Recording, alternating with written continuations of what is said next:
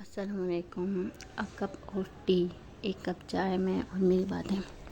تو آج کا جو میرا چائے کا قصہ ہے وہ یوں ہے کہ جو ہے ریسنٹلی کا قصہ ہے میرا چائے کا. آج سے 2 مہینے پہلے میرا سی سیکشن ہوا تھا. میرا دوسرا بیبی ہوا تھا، بیبی بوائے ہوا تھا الحمدللہ.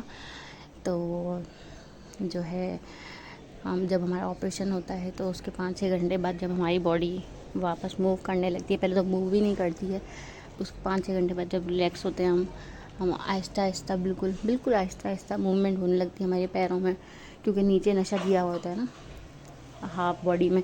کہیں پہ پورا بھی نشہ دیتے ہیں جب سی سیکشن کرتے ہیں تو، لیکن جو میرا آپریشن ہوا تھا وہاں پہ ہاف باڈی کو نشہ دے کے نا پھر سی سیکشن کیا گیا تھا.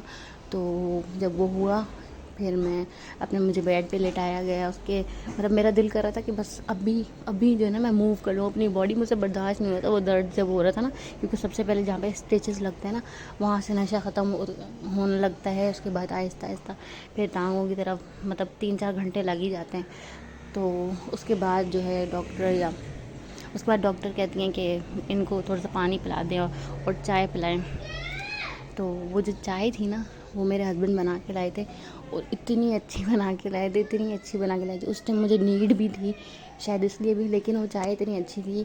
جیسے ہی وہ چائے میرے اندر گئی نا، مطلب ایسا لگ رہا تھا یار جو سب کچھ تھا نا، ایک مطلب سکون سا آ گیا تھا. باڈی کو بہت ضرورت تھی اس طرح کی کسی چیز کی. ویسے بھی شاید آپریشنس کے بعد، مجھے سارے آپریشن کا تو نہیں پتا، اللہ نہ کرے کہ لوگوں کے اس طرح سے آپریشن ہوتے رہے، لیکن کیونکہ ڈلیوری کا تھا تو ہمارا تو آپریشن ہونا ہی تھا.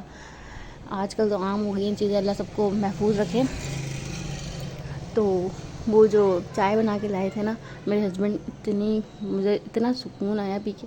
میں جب ابھی بات کر رہی ہوں نا تب بھی مجھے وہ سکون یاد آ رہا ہے کہ کیسے میں نے سپ لیا تھا، اور مطلب ساری تھکان، سارا وہ جو تکلیف تھی نا وہ ایسا لگ رہا تھا اس سپ کے ساتھ نا اڑ گئی. لیکن کیونکہ تکلیف تو ہوتی ہے تو پھر وہ تو رہے گی، لیکن اس سپ کے بعد جو ہے نا وہ کم ہو گئی تھی. تو یہ تھا میرا چھوٹا سا ایک چائے کا قصہ. اور بھی قصے ہوں گے انشاءاللہ آگے، بہت سارے ہوں گی باتیں. آج کے لیے اتنا ہی.